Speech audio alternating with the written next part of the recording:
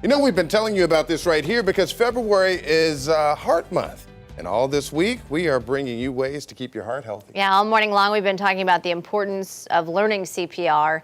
10 Tampa Bay's Jenny Dean joining us live from our studio this morning with more from a CPR expert who has a story behind her efforts. Yeah, guys, you know, this has been so important. We've been talking with Tamisha Derks all morning long. She owns Concierge Healthcare Training, and she trains people on how to do this, on all of these life-saving methods. We talked about CPR a half an hour ago and being able to do hands-only CPR, but so many businesses and schools and organizations have these AEDs, yes, defibrillators. Can anybody use one? Yes, so AEDs, Automated External Defibrillators, they are lay friendly, they are for the community. You do not have to be a healthcare provider to use it. The nice thing about AEDs is that they talk to you, they tell you step by step exactly what they want you to do. So if there is an AED, the first thing that we're going to do is we're going to turn it on and just follow the prompts. Okay. So the first thing you want to do is apply the pads. The Tells you pads where. have diagrams to tell you where to place them. So upper right, lower left, yep, that one goes there. After the pads are applied, you're going to plug in the connector. It's going to take a second. It's going to analyze what's going on inside their heart. If it detects that they need to be shocked, it will let you know. Shock advised. And now it's going to charge. And in real life, it takes about 15 seconds for AEDs to be ready to deliver the shock. When the shock is ready, this light will start flashing. Make sure we're clear, push the button. Shock delivered. And now the shock has been given. Okay. We're going to leave the AED on, leave the pads on, go back to doing CPR for 2 minutes.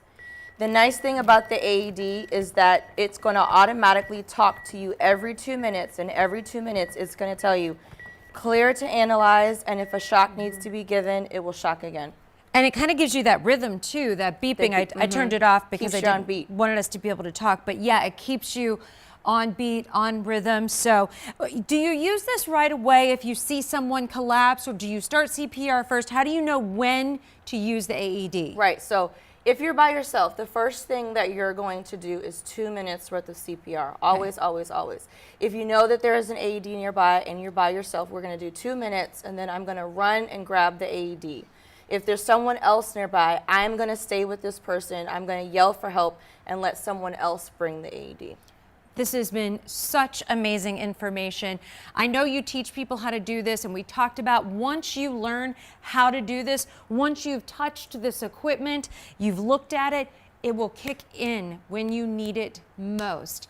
And Concierge Healthcare Training, Tamisha, I know that you go around and do this. We're going to put a link up to your organization and your company so that people can have you come out and train them to do this, because it is so very important, because we want everyone to know how to do this so they can jump into action if it's ever needed. Yes. Back to you guys. Thank you. Such valuable information right there. That beeping and the instructions can sound a bit intimidating, but it saves a life.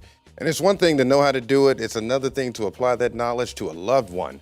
I recently spoke with Tamisha on my podcast, A Frank Conversation. We talked about that and so much more. She goes to marginalized communities, just like Jenny Dean was saying there, helping people learn how to do that. You can check it out wherever you get your podcasts. Our web team will link it all up for you.